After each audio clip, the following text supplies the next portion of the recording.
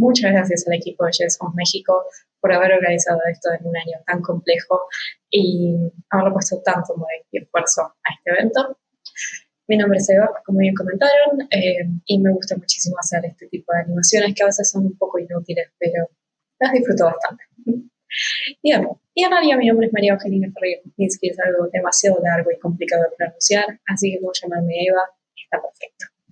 Vengo haciendo sitios desde 2008, estaba en la escuela secundaria y por curiosidad simplemente empecé a leer un poco sobre HTML y CSS y terminé realizando este maravilloso sitio donde básicamente lo que hacía era pedirle a mis compañeros de secundario los libritos de los CDs, los escaneaba y los subía, entonces si ustedes no podían comprar uno de los CDs podían encontrar acá cómo eran las imágenes adentro y tenían bastante variedad de música, tenían desde Katy Perry, Britney Spears hasta Green Day y Evanescence.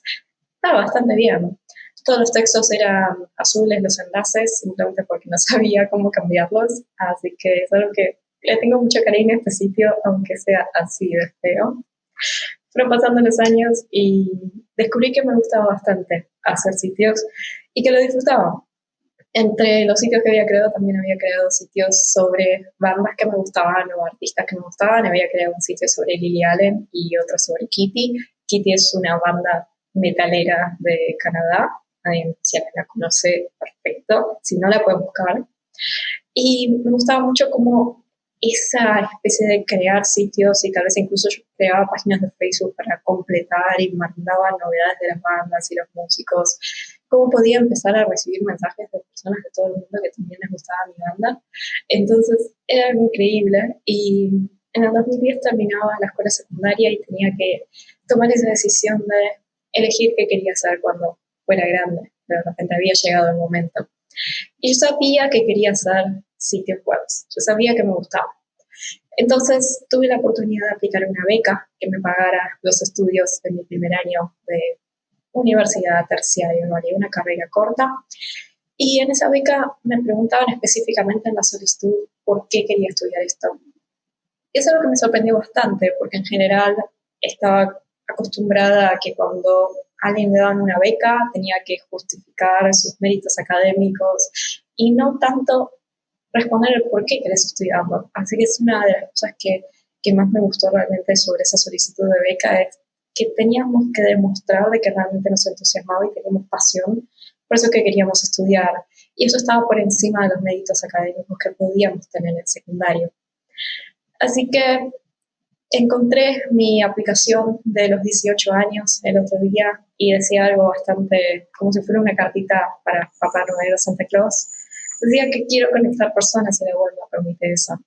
Y es adorable la Eva de los 18 años. Pasaron muchísimos años y hoy en día sigo trabajando en la web y estoy orgullosa de lo que construí y estoy como bastante positiva del futuro que viene. Y entre varias cosas empecé a dar charlas, empecé a dar clases en la universidad y siempre me mantuve trabajando al principio como freelancer y después empecé a trabajar también para distintas empresas. Y durante todo este tiempo, por suerte, mantuve el amor y la pasión que le tengo a la web. Entonces quiero mostrarles el top 10 de las cosas que más me gustaron de estos últimos 10 años que estuve haciendo sitios, de las cosas más lindas que vi crecer en la web. Es una opinión muy personal, van a notar de que realmente me gusta mucho el frontend, me gusta mucho el espacio de UI donde uno puede diseñar incluso sin ser diseñador, así que van a notar que todas estas opiniones están muy hacia el lado del frontend porque son después de todo mis gustos. Número 10, menor cantidad de imágenes innecesarias. Cuando queríamos hacer un degradado en el 2008, teníamos que básicamente abrir Photoshop, generar una imagen de un píxel de ancho y repetirla en X. Y de esa forma lo que conseguíamos era una imagen de fondo que fuera un degradado. Tal vez alguno de ustedes lo vivió.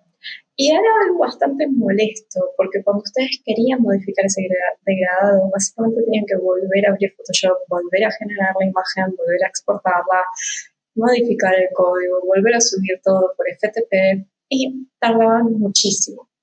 Entonces, hoy en día tenemos degradados con linear gradient o radial gradient que básicamente nos solucionan este problema de tener una imagen que no es realmente necesaria. Otra cosa de imágenes innecesarias que sufrimos un montón los que tal vez hacíamos sitios antes del 2010 son los bordes redondeados. No existía el bordarradios y para hacer bordes redondeados lo que teníamos que hacer era utilizar 4 pseudoelementos, uno en cada esquina, para ubicar una imagen que armábamos en Photoshop con un borde redondeado de la esquina superior izquierda y lo posicionábamos y después hacíamos lo mismo con la esquina inferior derecha y con todas las demás esquinas. Y por supuesto que si teníamos la necesidad de modificar el color simplemente de ese borde redondeado, había que rehacer todo lo que ya habíamos hecho. Así que cuando finalmente llegó bordarradios me emocioné un montón, porque era como, wow, puedo hacer círculos, puedo hacer bordes redondeados y no tengo que abrir Photoshop para hacer eso.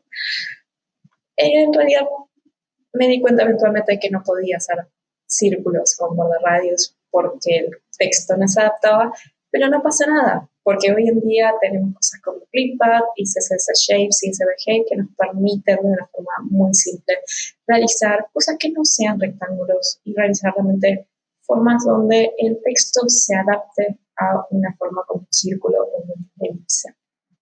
Así es algo increíble tener menor cantidad de imágenes innecesarias, son menor cantidad de requests al servidor, eso es algo bueno para los que pagamos al servidor y también para el usuario, porque no tiene la necesidad de descargar esas imágenes. También es algo bastante agradable para nuestro código, que queda mucho más limpio y puede crecer mejor. Y es algo increíble de que ya no estamos obligados a trabajar la web con rectángulos dentro de rectángulos. Número 9. Todo ES6. ECMAScript 6 creo que fue uno de los cambios más grandes que vivimos en los últimos años. Voy a mencionar solamente una de mis cosas favoritas, que son las funciones flechita. Me gusta llamarlo flechita, aunque el nombre correcto es arrow function. Y vinieron a mejorar la forma en que escribimos funciones anónimas. En vez de escribir function, paréntesis, paréntesis, pasamos a escribir simplemente nombre del parámetro, flechita, y abrir llaves. Y de esta forma nuestro código queda mucho más ordenado y además nos permite hacer cosas bastante interesantes como no poner paréntesis si es solamente un parámetro o si solamente hay una instrucción, ni siquiera poner llaves. Así que es algo bastante interesante y es una de las cosas que más me gustó de S6, que en realidad trae un montón de características nuevas de JavaScript. Número 8. Layout Revolution. Floats. Espero que no hayan tenido que aprender floats y si aprendieron floats espero que sepan de que ya no es necesario usarlos, a solo que hagan mails. Pueden disfrutar una vida sin floats. Los floats eran un sufrimiento para la mayoría de nosotros porque lo que teníamos que hacer era todo el tiempo poner parches o hacks y es lamentable lo mucho que nos fuimos aprendiendo cómo hacer esos hacks porque floats era un estándar que fallaba bastante. En los últimos años empezaron a llegar grids y flexbooks, que son dos tecnologías maravillosas que nos permiten hacer layouts de una forma muy consistente y de una forma muy estable y escalable. Y siempre la pregunta suele ser, ¿debería usar grillas o debería usar flexbooks? Y la respuesta es deberíamos usar ambas, porque ambas funcionan de una forma que se pueden combinar y generar layouts increíbles en CSS. Entonces están armadas para que realmente se puedan usar en conjunto, para que una y la otra sean un elemento maravilloso de CSS. Si tienen dudas al respecto sobre cómo se utilizan en su conjunto, los invito a que después me pregunten porque es algo que me encanta hablar de esto. Y también se creó el Box Alignment Module, que es una especie de working draft de la W3C, donde se separa la alineación y la separación de los elementos en un módulo distinto. No está junto a Flexbox y no está junto a grillas. Es un módulo distinto de CSS. Entonces, cada vez que nosotros usamos cosas como Justify Content o Align Items, en realidad lo que estamos usando es el Box Alignment Module. Y de esta forma lo que se logró es que la implementación en navegadores sea mucho más rápida, porque lo que hace la W3C ahora es generar módulos más chicos para poder desarrollarlos más rápido e implementarlos más rápido. Y algo que me encanta mencionar es que CSS es increíble y que le debemos muchísimo del CSS de hoy a dos mujeres increíbles que nos permitieron tener hoy en navegadores tanto grillas con un 95% de aceptación de navegadores como Flexbox con un 99%. Y esas dos mujeres son Jen Simmons y Rachel Andrew, que son dos personas que trabajan en desarrollo web desde hace 20 años más o menos, y que lograron que realmente los navegadores implementen grillas y flexbox, y logran también enseñarnos a los desarrolladores cómo funcionan y cómo podemos utilizarlos para crear nuestros videos. Así que siempre me gusta mencionarlas a ellas dos, porque son realmente dos personas que cambiaron la historia del CSS en estos últimos años. Puesto número 7, Fetch. Fetch es XML HTTP request renovado. Básicamente nunca vas a tener que tipear eso o decirlo en voz alta porque era algo sumamente complejo. Siempre me equivocaba al tipearlo, me equivocaba al pronunciarlo. Y por suerte ya no lo tenemos que hacer porque hoy en día tenemos Fetch.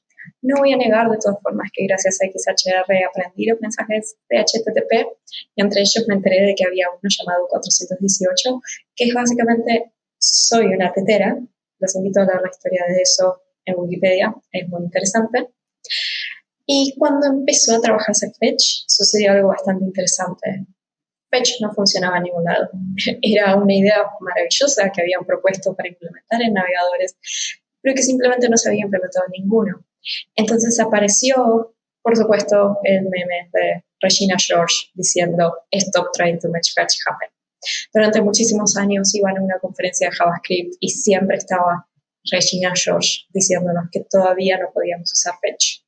Pero hoy en día ya podemos. Tenemos el 95% de los navegadores cubiertos con soporte para Fetch, así que podemos disfrutarlo sin ningún problema. Y ver Mean Girls en el fin de semana. Número 6. Picture Element. Esta es una etiqueta que no es tan nueva, pero que creo que modificó mucho la forma en que nosotros escribimos imágenes responsive. Es una etiqueta que nos permite trabajar con imágenes responsive desde HTML y evita gastarle datos innecesarios al usuario. Entonces podemos generar una imagen para escritorio y podemos generar una imagen para mobile e indicarle al navegador que cargue una o la otra dependiendo del tamaño de la pantalla. Todo esto desde HTML. Entonces podemos entregar también distintos formatos de imagen. Esto le permite al equipo de diseño poder generar una imagen que realmente se vea mejor en el escritorio y una que tal vez sea más alargada, más una portrait, para trabajarla en dispositivos móviles. Es algo maravilloso, funciona de esta forma, es la etiqueta Picture con distintas fuentes de imagen y le indicamos con media en qué tamaño de pantalla queremos que se ejecute. Y todo esto tiene un fallback completamente nativo. Los navegadores que no entienden Picture, como tal vez Internet Explorer 11, lo que hacen es cargar la imagen por default, que es en este caso el logo de small.png. También nos permite utilizarlo como fallback de nuevos formatos de imágenes, como un formato WebP. Entonces, si el navegador reconoce WebP, va a cargar el WebP y si no lo reconoce, puede cargar un JPG. WebP es un formato que permite bajar la cantidad de bytes en una imagen. Es algo bastante interesante, los invito a leerlo si todavía no lo conocen. Lo mismo con Aviv. Aviv es un formato nuevo que se lanzó este año, en septiembre, así que hace muy poquito. Y Jake Archibald, un developer de Chrome, escribió todo un artículo sobre cómo se puede empezar a implementar este formato de imágenes y cuáles son los pros y los contras para poder utilizarlo. Funciona el Picture Element en 95% de los navegadores al día de hoy, así que es algo increíble. Si no lo están usando, los invito a empezar a usarlo. El formato de WebP está bastante bien alcanzado con un 85% y Aviv nuevamente es algo que lanzaron recién en septiembre, así que tiene un 25% de aceptación, pero si lo utilizan con una etiqueta de Picture, lo que hacen es generar un fallback completamente nativo. Los navegadores que tienen Aviv van a leer y ejecutar Aviv y los que no pueden ir a un JPG o un PNG. Número 5, componentización. Y no me refiero a los frameworks. En realidad, me refiero al concepto de componentes. El concepto de componentes es lo increíble que surgió en los últimos años. Los frameworks son una consecuencia de eso. Los componentes básicamente nos permiten generar una arquitectura que sea mucho más estable, mucho más escalable y nos permite crear elementos que sean realmente utilizables. Entonces podemos generar componentes completamente independientes de los demás y reutilizarlos todo el tiempo. Y también creo que una de las cosas que más me gustan de los componentes es que nos permiten trabajar mucho mejor en conjunto con el equipo de diseño. Como desarrolladores tal vez antes no teníamos una conexión tan grande y hoy en día a través de la componentización estamos todo el tiempo trabajando juntos y generamos al final del día mejores productos.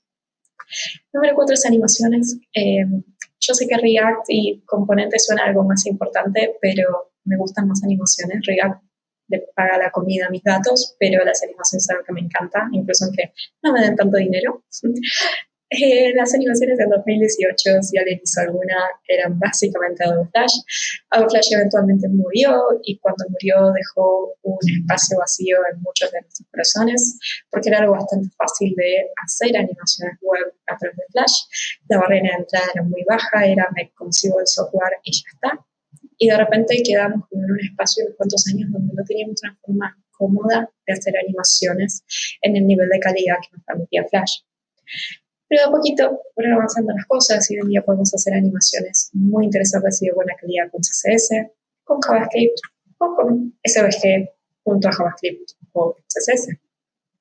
Si quieren buscar tal vez en CodePen alguna cuenta interesante sobre animaciones, les recomiendo Chris Gannon, que hace animaciones tal vez no útiles como esta pizza, pero que son muy lindas. También Miocene hace animaciones puramente en CSS y HTML, no hay nada de JavaScript ni SVG en este tipo de animaciones, y es algo maravilloso. Y lo mismo Rachel Nowers. Rachel Nowers es una persona que solía hacer cómics y después empezó a dedicar al desarrollo web. Entonces tiene un montón de videos en YouTube, de charlas sobre cómo ella trabaja animaciones, así que también los invito a buscarla o en CodePen o en Google para leer más sobre ella. Número 3. Formularios de HTML5. No sé si alguna vez sufrieron tener que validar direcciones de mail, pero básicamente tenemos que utilizar expresiones regulares. Y las expresiones regulares es una de las cosas más maravillosas y horribles que tiene cualquier lenguaje de programación. Todo el tiempo estamos comprándonos libros, leyendo por internet, intentando de finalmente entender y recordar cómo funcionan las expresiones regulares. Y todo el tiempo nos olvidamos al día siguiente de cómo era que funcionaban, hasta que se empiezan a crear libros falsos con chistes en el medio, como expresiones regulares, prueba y error, combinando barritas y puntos hasta que algo suceda, o este otro, cambiando cosas hasta que algo suceda, básicamente la descripción de nuestro trabajo. Porque la realidad es que las expresiones regulares las sufrimos bastante como desarrolladores cuando teníamos que hacer cosas tan básicas como validar una dirección de mail. Hoy en día tenemos validaciones nativas que son increíbles, como la validación de email, donde nosotros no tenemos que escribir esa expresión regular, la hace el navegador. Tenemos cosas como require, antes teníamos que escribir un JavaScript que validara si cierto campo se completó, ya no es necesario. Hoy en día simplemente podemos utilizar un atributo require y eso sucede. Después tenemos también en formularios cosas muy interesantes como el type number, el input que nos permite que el teclado de un dispositivo celular se modifique para que sea más cómodo escribir un número. Y también algo increíble que costó un montón que se aplique en navegadores, que es el input de type date, que es un day picker completamente nativo en el navegador. Y no sé ustedes, pero cuando yo tenía que hacer un day picker en el navegador, terminaba usando jQuery UI, escribiendo CSS, escribiendo JavaScript y rogando que por favor funcione. Ya no es necesario, tenemos un day picker básico que podemos utilizar simplemente escribiendo input type date. Número 2 es Node. Y no voy a explicar mucho en Dash.js con México qué es Node, porque creo que todos los que estamos acá lo sabemos y sabemos la importancia que tuvo en el mundo del desarrollo web. Sí les voy a recomendar tal vez que miren la charla donde Ryan Dahl presenta Node, más o menos en el 2019. Es muy interesante ver esa charla en retrospectiva y aprender a ver cuál fue la idea por detrás de crear Node y cómo es que avanzó a través de los años. Así que la pueden buscar en YouTube y verla si están interesados. Y el número 1, Developer Tools. No hay nada que me encante más que las herramientas de desarrollo, especialmente como una persona que le encanta el frontend. Son increíbles. Las herramientas de desarrollo empezaron con el concepto de Firebug. Firebug era una herramienta de desarrollo que se podía utilizar en Firefox. Y fueron pasando los años y hoy en día tenemos en todos los navegadores, incluso en Internet Explorer, herramientas de desarrollo que están bastante buenas y que nos ayudan en el día a día a revisar nuestros sitios. Hoy en día podemos trabajar HTML, CSS y JavaScript directamente en el navegador, podemos diseñar en el navegador incluso que no tengamos conceptos de diseño, podemos verificar la accesibilidad, podemos verificar si una Progressive Web App funciona bien o tiene alguna falla directo en el navegador sin tener que pasarle un teléfono. Y también podemos medir las performance, podemos aprender sobre cómo funciona la memoria en el navegador. Sobre eso les recomiendo una charla de Katie Fenn del año pasado, que la pueden buscar en YouTube, donde ella explica cómo usar las herramientas del navegador para aprender a utilizar la memoria. Y después hay también herramientas que son exclusivas de framework, herramientas de React o de Angular que pueden utilizar directo en el navegador. Es increíble todo lo que comprende las herramientas de desarrollo y cómo se ha envuelto nuestro mejor amigo. Ese gatito me encanta. Ahí va, una vez más. Oh. Bien, estamos en un momento increíble para aprender desarrollo web. ¿No? ¿No? Bueno, tal vez no. ¿Por qué? Porque hoy en día cuando entramos a un sitio no vemos todas estas cosas maravillosas de las que hablé. No necesariamente. O sea, sí, veo el border redondeado, veo un box shadow, pero la experiencia del usuario no es muy buena. Así que, ¿qué es lo que pasó en el medio? Cuando entramos a un sitio hoy, tenemos carteles de acepta cookies, tenemos carteles de, por favor, la de baja tu adblocker, pero suscríbete al newsletter, permitís notificaciones y cuando terminamos de cerrar todos esos pop-ups y modals, ya no nos acordábamos de qué queríamos hacer. La experiencia de navegar sitios hoy no es el equivalente a la experiencia de todo lo que estuve diciendo de cosas que mejoraron. Algo pasó en el medio. Veníamos bien, pero pasaron cosas. Esta es una frase increíble, muy graciosa, cuyo contexto no es gracioso porque es una frase del expresidente de Argentina. Pero es una frase que me gusta utilizar seguido porque describe esta situación donde teníamos un montón de cosas buenas que pasaron en la web y sin embargo algo falló. Empecemos a ver qué cosas tal vez fallaron, qué cosas no nos salieron bien. Para empezar, push notifications. Un día una persona se levantó y dijo, sería buena idea tener notificaciones directo en el navegador, que te avisen cuando tenés una novedad. Por supuesto, es buena idea. Entonces, se empezaron a crear esta clase de carteles donde se les tira un cartelito que dice, ¿permitirías a tal sitio que te dé notificaciones? Y cualquier sitio terminó usándolo, incluso sitios de medicina que modifican los botones y básicamente se traducen en algo como el sitio le gustaría enviarte notificaciones y el botón es permitir o no quiero vivir. ¿Qué pasó? Fueron pasando los años y básicamente nos empezamos a dar cuenta que no eran buena idea las push notifications y los navegadores como Firefox empezaron a tirar sitios como, tirar en realidad características dentro del navegador como este bloqueador de push notifications. Entonces, si ustedes usaban Firefox, no sufrían que les tiren un push notifications, porque la mayoría de los push notifications era algo que no les interesaba. Y es algo bastante triste, porque primero creamos la tecnología y después creamos la tecnología para bloquear la tecnología. Ok, nos equivocamos. Cookie banner. Estas cosas hermosas, que es lo primero que vemos y probablemente más o menos lo único que vemos cuando empezamos a navegar.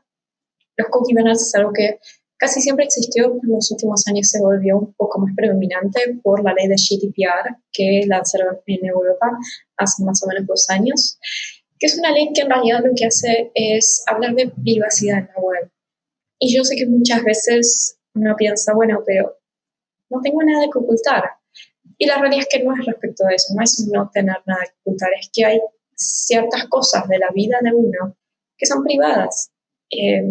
Por ejemplo, hicieron una investigación de que las aplicaciones de seguimiento de la menstruación, que usamos las personas menstruantes, compartían la información de nuestra menstruación con terceros.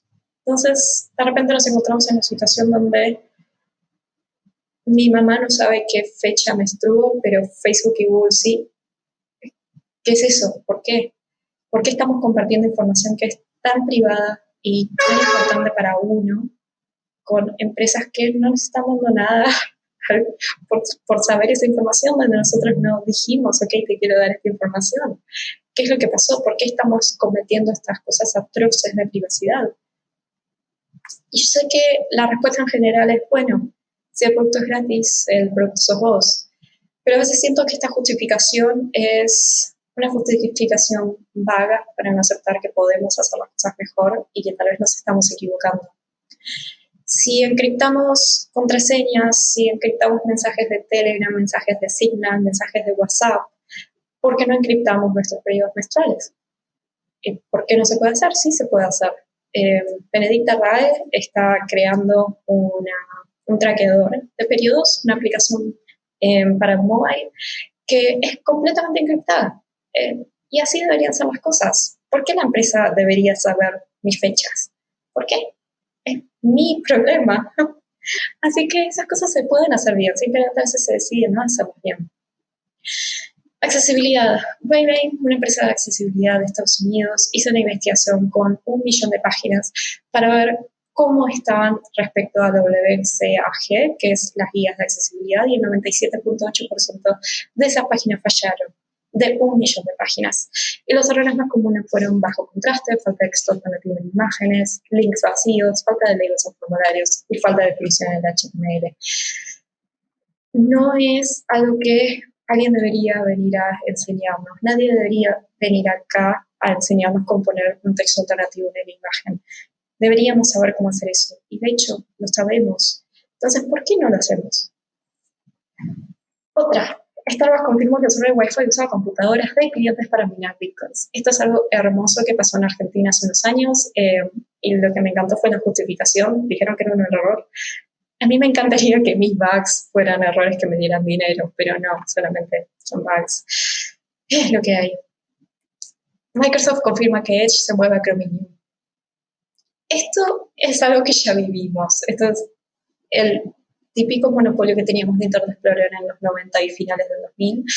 Y sabemos que no nos salió bien. No nos salió bien tener un monopolio del 90% de usuarios utilizando un solo navegador. Es algo que al día de hoy todavía tenemos sitios web que funcionan mal porque fueron armados solamente para funcionar en Internet Explorer.